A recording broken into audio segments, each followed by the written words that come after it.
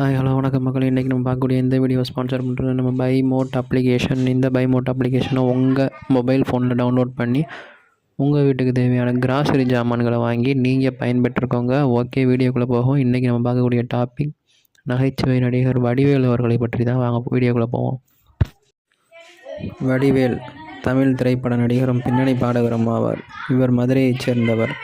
1988 D. Rajendran இயக்கிய என் தங்கை கல்யாணி என்ற திரைப்படத்தின் மூலம் தமிழ் திரையுலகத்திற்கு அறிமுகமானார். வடிவேல் தனது அசாத்தியமான நகைச்சுவை கலந்த நடிப்பு திறமையால் வைகை புயல் என்று பட்ட பெயருடன் பரவலாக அறியப்படுகிறார். வாழ்க்கை குறிப்பு: இவர் செப்டம்பர் 12, 1960ஆம் ஆண்டு நடராஜன் பிள்ளை மற்றும் பாப்பா என்னும் சரோஜினி ஆகியோருக்கு மகனாக பிறந்தார். இவருக்கு விசாலாட்சி என்ற மனைவியும், கன்னிகா, பரமேஸ்வரி, கார்த்திகா, கலைவாணி ஆகிய மகள்களும், சுப்பிரமணியன் என்ற ஒரு மகனும் உள்ளனர். திரைப்படங்களில் நடித்த பின்னர் பணம் புகழுடன் வசதியாக வாழ்ந்தாலும் தனது கடந்த காலத்து ஏழ்மையோடு போராடியதை மறக்காத வடிவேலு தனது மகன் சுப்பிரமணியனுக்கு சிவகங்கை அருகே உள்ள திருப்புவனத்தில் ஒரு கூரை வீட்டில் வசிக்கும் ஏழ்மையான குடும்பத்தில் புவனேஸ்வரி என்ற பெண்ணை திருமணம் செய்து வைத்தார். ஆரம்ப காலம் வாழ்க்கை: பள்ளியில் படித்த அனுபவம் என்பது இவருக்கு கிடையாது. நண்பர்களுடன் இணைந்து சிறு நாடகங்களில் மேடையில் அரங்கேற்றியுள்ளார். அந்த நாடகங்களில் நகைச்சுவை கதாநாயகனாக நடித்தார். இவருடைய தந்தை இறந்துவிடவே குடும்பம் மிக வறுமைக்குள்ளானது. மதுரையில் உள்ள புகைப்படங்களுக்கு கண்ணாடி ஃப்ரேம்கள் செய்யும் ஒரு சிறிய கடையில் வேலை பார்த்து வந்தார். அந்த தருணத்தில் நடிகர் ராஜ்கிரண் ஒரு முறை அவருடைய ஊருக்கு சென்ற பொழுது எதிர்பாராத விதமாக அவருடன் அறிமுகம் கிடைக்கப்பெற்றது. அதன் அடிப்படையில் சென்னைக்கு வந்து சேர்ந்த வடிவேலு ராஜ்கிரனின் அலுவலகம் மற்றும் வீடு என அவருக்கு தேவையான எல்லா வேலைகளையும் பார்த்து வந்தார். டி. ராஜேந்திரன் இயக்கிய என் தங்கை கல்யாணி திரைப்படம் மூலம் தமிழ் திரையுலகத்திற்கு அறிமுகமானார். ராஜேந்திரன் தான் நடித்த என் ராசாவின் மனசிலே திரைப்படத்தில் வடிவேலுவை திரையில் அறிமுகப்படுத்தினார். திரை வாழ்க்கை: 1991ஆம் ஆண்டு கஸ்தூரி ராஜாவின் இயக்கத்தில் ராஜகிரண் தயாரித்த கதாநாயகனாகவும் நடித்த என் ராசாவின் மனசினிலே என்ற திரைப்படத்தில் முதலாக தனது ஒரு நகைச்சுவை கதாபாத்திரத்தை நடிக்கும் வாய்ப்பு பெற்று ஒரு பாடலையும் பாடியிருப்பார். போடா போடா புண்ணாக்கு என்ற பாடல் மூலம் திரைக்கு தோன்றிய இவர் தன்னுடைய முதல் திரைப்படத்திலேயே ஒரு நடிகனாகவும் பாடகனாகவும் தன்னுடைய பெயரை தமிழ் சினிமாவில் பதிவு செய்தார்.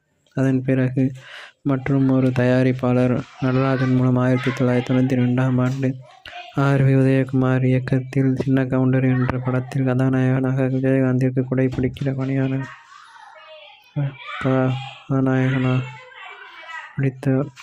இத்திரைப்படத்திற்கு பிறகு ஆர்.வி. உதயகுமாரால் பிரபு, கார்த்திக், கமல் என அந்த காலகட்டத்தில் தமிழ் சினிமாவை ஆட்சி செய்து கொண்டிருந்த கதாநாயகர்களிடம் அறிமுகம் கிடைக்கப்பெற்றது.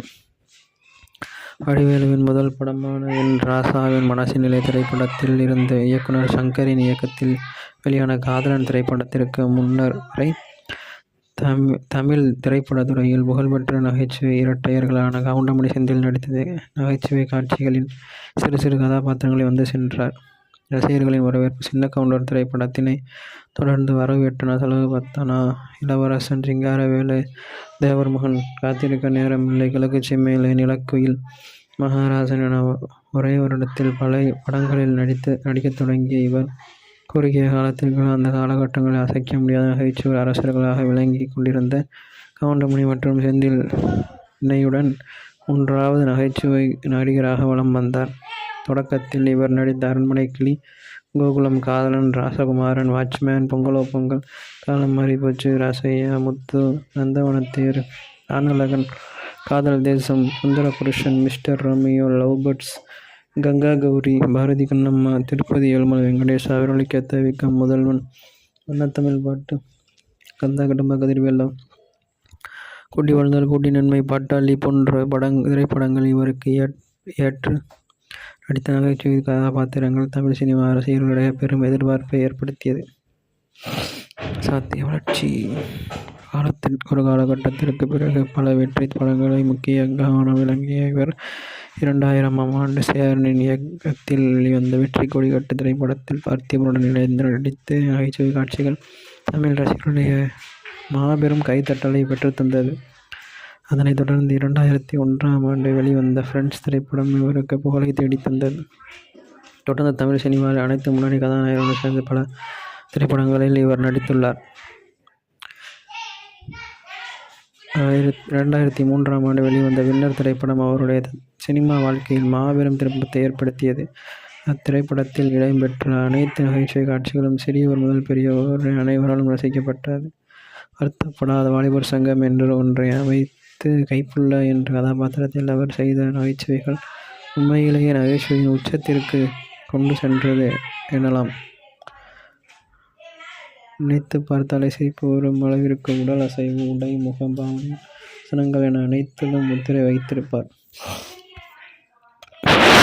இதுவே இவரது வாழ்க்கை வரலாறு. நன்றி, வணக்கம்.